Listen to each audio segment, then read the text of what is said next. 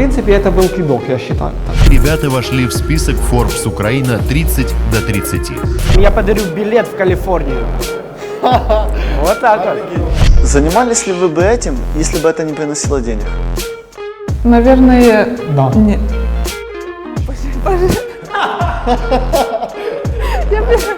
Петя, если ты нас видишь, передаю тебе привет и сможешь видеть деньги. А весь рынок мирового искусства за 2017 год был оценен в 63,7 миллиарда долларов. Победитель с нами поедет на съемки Young Business Club в Армению. С какой вы страны вы с нами поедете? По условиям розыгрыша. И будет номер 5. all inclusive. Друзья, кто хочет войти в книгу рекордов Украины и выиграть iPhone? Оставляй ключи и все, от машины новой. И хотел просто впарить две эти картины, которые были не оригиналы, фальшаки. Вы заработали $1 миллион на искусстве, как ты чувствуешь?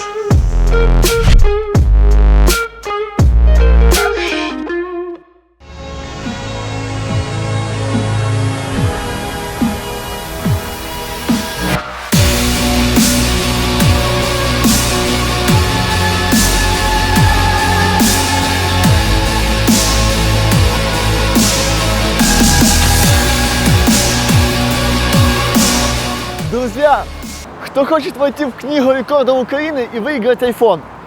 Приглашаю вас на 1000-й день моего ежедневного бега. 1000 людей пробежится вместе.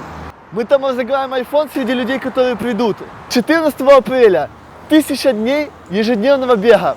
Кто будет, пишите свой телефон в комментариях. Давайте становиться лучше вместе.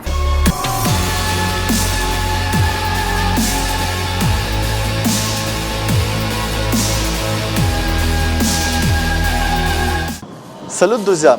Вы видели когда-нибудь 4,5 миллиарда гривен в одной комнате? Это Young Business Club.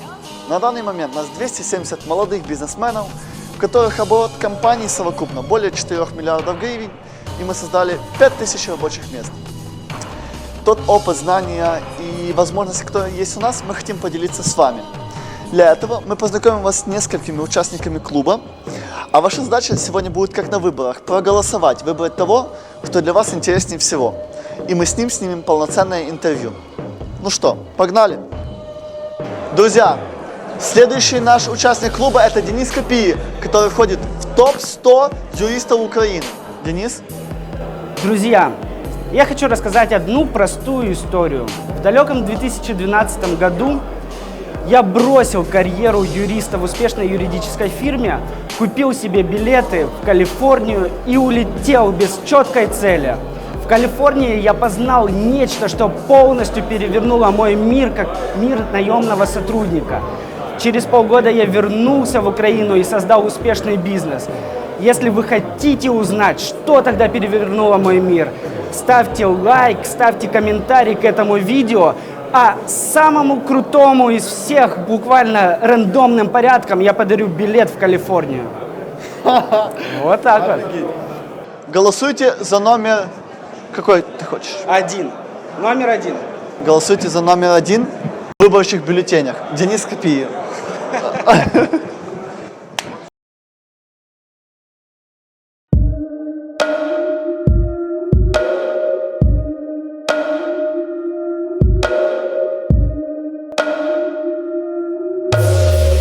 Салют, друзья! Сегодня мы познакомимся с Максимом и Юлией Волошиными, которые вошли в список Forbes 30 до 30, заработали $1 миллион, не имея ни заводов, ни сотен сотрудников. Как? На искусстве. Притом без связи или влиятельных родителей. Давайте узнаем, с чего это все начиналось.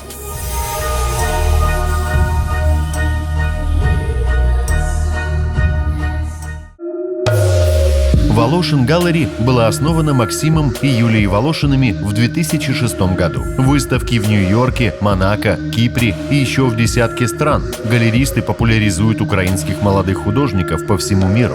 И уже через несколько лет работы молодые ребята вошли в список Forbes Украина 30 до 30.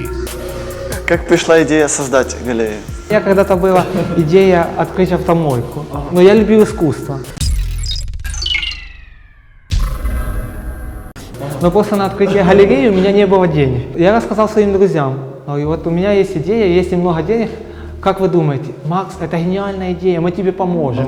Взяли от меня деньги, ничего не сделали, и все на этом замялось. Короче, обманули. Сколько денег они взяли? $7000.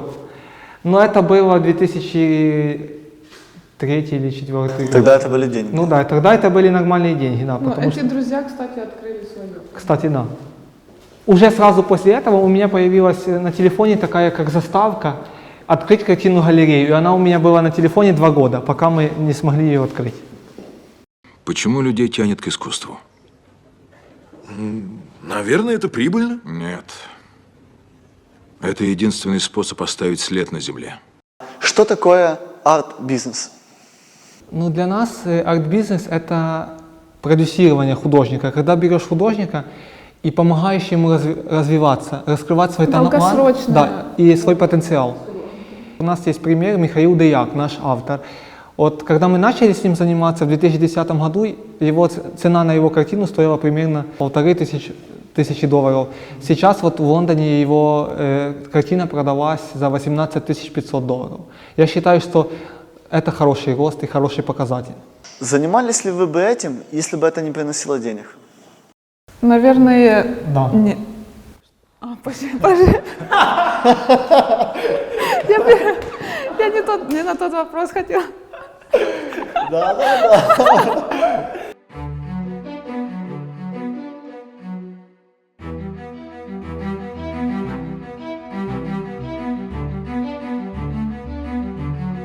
Сегодня инвестиции в предметы искусства являются достойной альтернативой традиционным капиталовложениям. Стоимость художественных объектов, по словам экспертов, ежегодно растет на 5-10%. It's $58 million, $58 million, $59 million, $60 million. Thank you. В прошлом году была продана самая дорогая картина в мире – Леонардо да Винчи за рекордных $450 миллионов. The selling here at Christie's, $400 million is the bid, and the piece is sold. А весь рынок мирового искусства за 2017 год был оценен в $63,7 миллиарда. Эта картина излучает странное спокойствие, хотя в ней есть и жестокость. И сколько она стоит? Кажется, 30 000. Проверю, если хотите. Да уж вы проверьте. По-моему, цена чуть завышена. Ну, если бы, наверное, мы это не любили, то мы бы уже давно занимались чем-то другим. Да. Но все-таки нами движет любовь. Любовь. Какая первая картина, которую вы продали и за сколько? Первые деньги заработала еще в садике, когда писала работы на заказ, портреты детям. Сколько тебе лет было? Ну, в садике сколько лет обычно? И 6. знаю, что, скорее всего, не помнишь, какую сумму приблизительно ты первую заработал? В купонах я не знаю, сколько там, Да. миллионы были. Может, Да. миллион первый. Дефляция. В садике. Первые $100 я заработал на антиквариате, и это было мне где-то лет 15-16. Деньги, которые мне дарили там, на день рождения, там, на Новый год, я их не тратил. Я их откладывал. И потом начал инвестировать в предметы искусства, которые я там прочитал, которые я где-то узнал цену их. Где ты их находил? Я сначала выкупал какие-то предметы, покупал за $100, продавал там через месяц за 120, за 130. Потом покупал за $300, продавал за $400. Через где-то буквально год-полтора люди уже меня знали хорошо и начали мне доверять без денег. И тогда уже пошел больший оборот, потому что я мог уже больше взять, больше продать, и это было намного легче. Как ты находил клиентов на продажу? С некоторыми клиентами знакомился в клубе коллекционеров, а некоторые клиенты рекомендовали меня своим друзьям. И уже говорит, вот есть Макс Волошин, молодой парень, он тебе может найти что угодно. Серьезный, берет маленькую комиссию, вот мы ему доверяем. Выгодно. Да, выгодно. А какое соотношение денег, которое остается с начинающим художником, у вас остается в продюсировании, а какое ему? Но вообще-то галерея работает примерно 50 на 50. Но когда художник получает свои деньги, он тратит их вообще-то на себя, а галерея эти деньги реинвестирует Вкладывает дальше. в этого же художника, то есть она верит в него. Ну, первые несколько лет, когда только начинаешь работать с художником, то это больше вложение, чем доход. Да. Мне очень понравилась история о том, как ты приехал в галерею на машине, о которой ты мечтал, оставил в ней ключи галереи и уехал с картиной. Не в галерее, а к одному дилеру. Да, к одному дилеру и коллекционеру. У него были очень крутые картины, и у меня тогда не было налички. И я говорю, я хочу сильно купить эти картины, не продавай, оставь для меня. Он говорит, не могу, у меня есть уже покупатели. Я говорю, ну как сделать? Оставляй ключи и все, от машины новой. И я так подумал где-то минут 5 и говорю, окей, по рукам. Ну, а что за машина была? Infiniti FX новенькая, с салона. Покупка картины – это лотерея или точный просчет?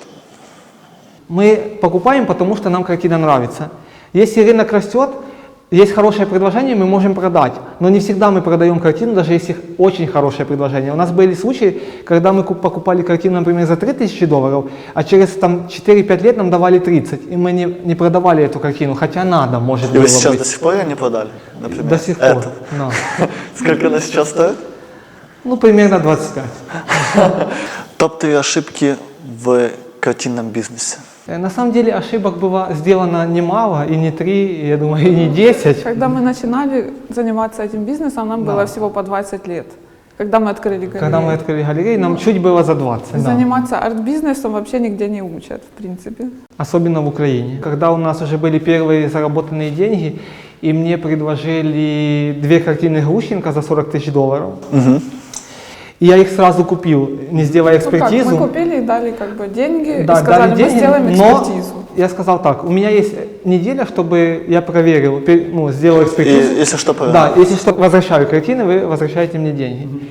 Вот мой знакомый был не очень нечистый на руку, как говорится, и хотел просто впарить мне 2 эти картины, которые были не оригиналы, фальшаки. Сделали экспертизу, художник Николай Петрович Глущенко умер в 1977 году, а картины сделаны в 2000-х годах. То есть они очень свежие были.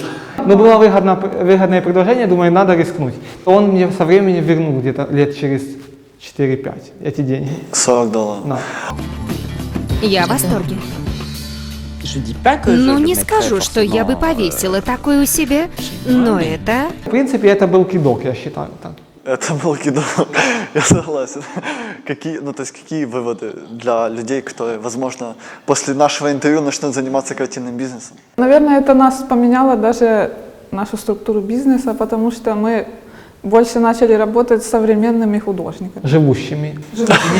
Потому что ты берешь у художника работы, ты точно знаешь, что это он. Ну, хотя у нас была одна ситуация, что один... И это будет вторая история. Ну да, это вторая история. Один коллекционер, дилер, я не знаю, взял у нас работы и не рассчитался.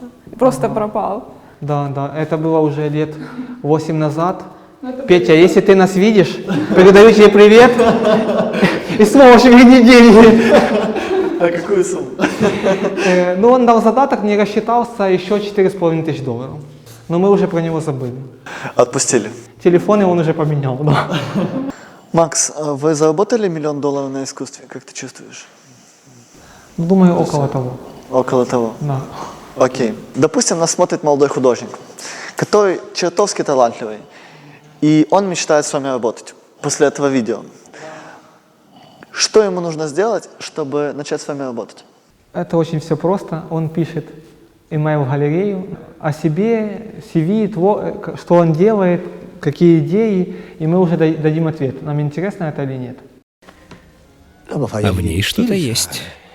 Определенно есть изюминка. Но знаешь, 11 000 евро за неизвестного художника — это слишком. С другой стороны, не куплю сейчас. Через год она будет стоить в 3 раза дороже. А ты скажешь, я же говорил? Верно?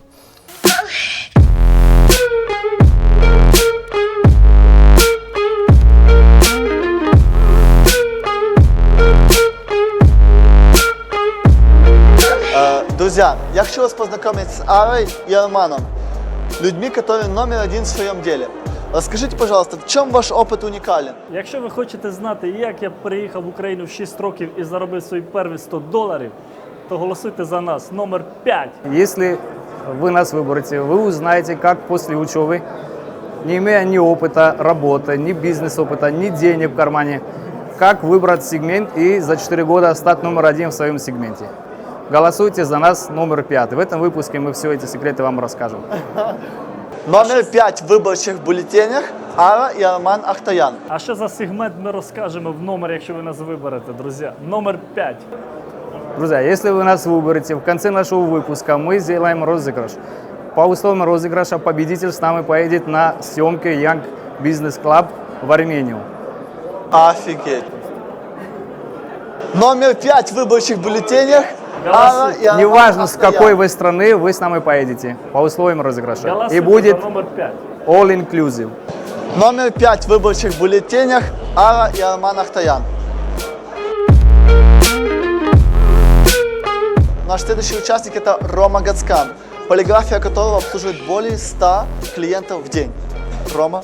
Привет. 3,5 года назад я переехал в город Киев и создал рекламное агентство, которое сейчас первое в Киеве по широкоформатной печати и наружной рекламе. Но это все всегда было ради музыки. Я снимаю музыкальный видеоблог, который называется «Звездец», где я показываю, как за 365 дней становлюсь музыкальной звездой. Держу баланс между бизнесом и музыкой. И если вы хотите провести со мной один день, я покажу, как я достигаю своей цели. Друзья, номер 3 в выборчих бюллетенях Рома Гацкан. Как вы хотите, чтобы вас запомнили?